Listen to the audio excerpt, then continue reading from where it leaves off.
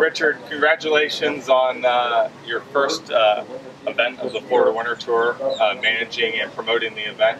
How's it gone so far for you? We're very happy with both weekends. Of course, for us to work with the Rock program was a new thing for us. But we got great support from Andre Martins and his team, and also Mr. Robazzi and Mario Pazzo from the OTK company. And we're very happy. I think customers left, they enjoyed the racing. A lot of great stars came down. It was our first week, so of course, get used to the facility. Been here many times, but not as a race promoter. Tony Schroeder here at Homestead went out of his way to make sure that the place was extremely ready for us to come here. He did a very good job. And this week, a lot of tweaking, a lot more drivers, obviously, and we adapted. And today's even better than yesterday, and I think we're ready for next month in Orlando. Now, fast forward to, or maybe rewind, a big announcement that was made. For the first time, really in a long time, or maybe ever, that the Road Tax program is going to have a proper national series that people can contend. Originally, it was people went to the Florida Winter Tour, or they went to Challenge of the Americas. They sat out, ran the regional programs for a few months, and then July came. And then September came and they had two kind of big races before the end of the season, hopefully get into the grand finals. What was the motivation to start the U.S. Open and have a proper national program? It actually came from the market. We've been, I think since the past 3 years, I've been getting requests from many race teams and their customers wanting to keep going with the Road Tax program. They said, we'd like to run more Road Tax, but there's nowhere to run. And a lot of the teams from the West reached out to us to include the shifters because it's a large base of their customers, and at the same time, it serves a purpose to our customers, and that was the most important thing. Well, you mentioned bringing in the shifter program also, so you have pretty much the full Road Tax program that you already offer, plus the shifters. Are you worried in any way that there's going to be too many categories at these events and people are going to lose track time, or I know you guys have already met and you're working on a schedule, or you guys have a schedule for the race days that are going to keep the nice even flow, lots of track time? We've done some first drafts, and we got a team of about 7 people looking at it. We want to make sure that we're going to have to grow our staff, obviously, and we don't want to burn the staff, so we're going to have a bigger team. Maybe separate some shifts to make sure that people have the energy at the end of the week.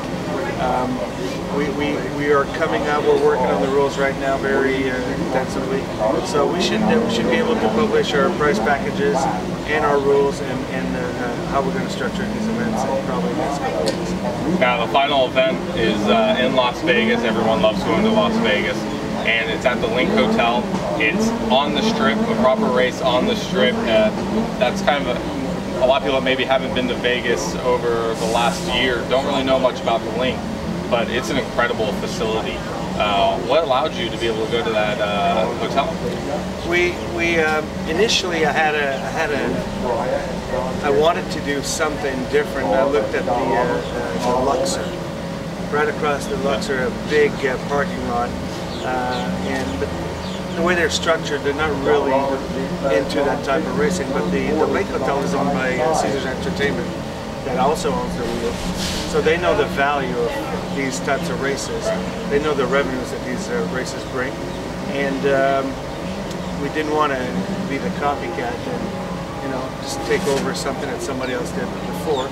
And it's never the intent to do that. But this hotel was just the perfect location. I took a bunch of guys before Christmas. We walked the whole lot. We went into the high roller wheel, and the hotel is just half of the hotel is renovated. The other half will be done by May. So this hotel is brand new. And the cool thing about the hotel is that in between the Link and the Flamingo, there's a little street called Promenade, where you have bars and restaurants. And at the end of that promenade, there's a big wheel, and at the bottom of the wheel is where we're going to have our event. That's going to be great. One of the things that other events, in Vegas have kind of suffered from is being able to get the general public to see the event. I mean, obviously, it's great to be in Vegas, but when you're kind of off the strip, you know, it's hard to get people to come to the event. But when they're walking past and they see that, and it's, oh, okay, maybe I will go check that out. That's got to be kind of pretty exciting for you guys to maybe, you know, have an opportunity.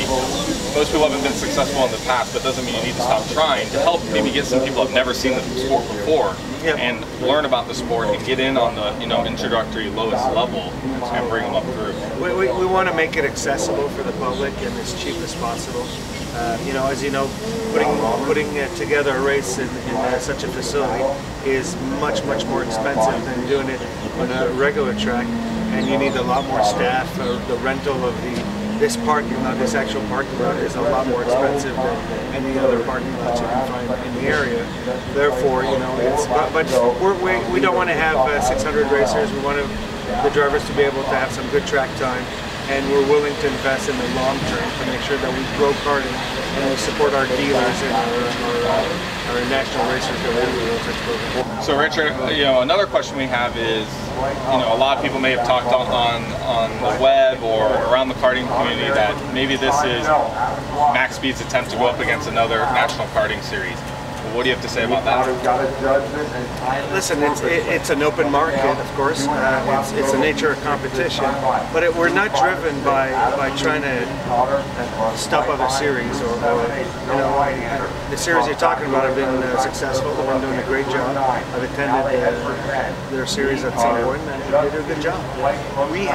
It's a different crowd. We have our international Rotax community that wants to come to the United States and race. The best example is here. I think we got 18 or 19 different countries represented here, and everybody's inquiring about Vegas. So we have our standard Rotax drivers that finish here and wants to keep going.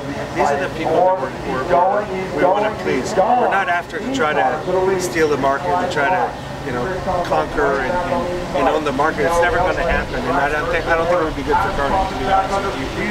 I think right now we're in a good, a bit of a confused market. But when the market is confused, that's when you need to make the moves for the next 10 years. And for us, it was a natural, you know, talking about that series competing with us. Well, they came into our market here.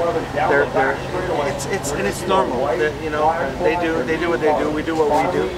But I just focus on what we do. I'm not trying to steal or destroy anything. We're just trying to grow our market as a whole. Well, that's awesome to hear, and you know, you've already proven that by working with Vortex and the Roth program. So congratulations on all your success, and we look forward. We'll be at the Kart 360 will be at the U.S. Open events, and we look forward to seeing how the series grows and the type of competition it brings. Thank you. Thank you.